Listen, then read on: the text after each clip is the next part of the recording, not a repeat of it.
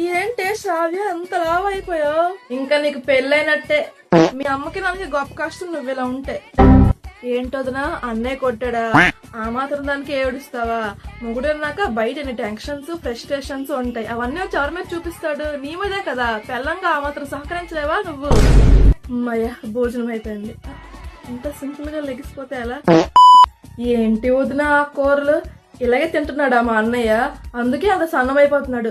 ఒక ఉప్పు లేదు, ఒక కారం లేదు, ఏం లేదు, పచ్చిగడ్డి తిన్నట్టుంది. ఇదిగో వదిన, మొన్న మీ అన్నయ్య దుబాయ్ వెళ్ళాడు కదా, ఈ డ్రెస్ పట్టుకొచ్చాడు. చూస్తుంటే టైట్ అయిపోద్ది అనిపిస్తుంది. అప్పుడెప్పుడో చూసాడు కదా, ఆ కొలతల మీద తీసుకొచ్చాడు. నీకు ఇది సరిపోదులే, పట్టుకెళ్ళిపోతాను మా ఇంటికి.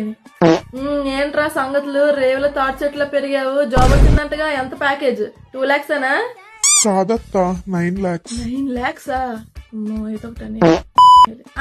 జాబ్ దే ముందులేరా, ప్రతి ఒక్కడు చేస్తాడు. ఫస్ట్ పెళ్లి చేసుకో. ఎంత వయసు? 26 దాటిసిందా?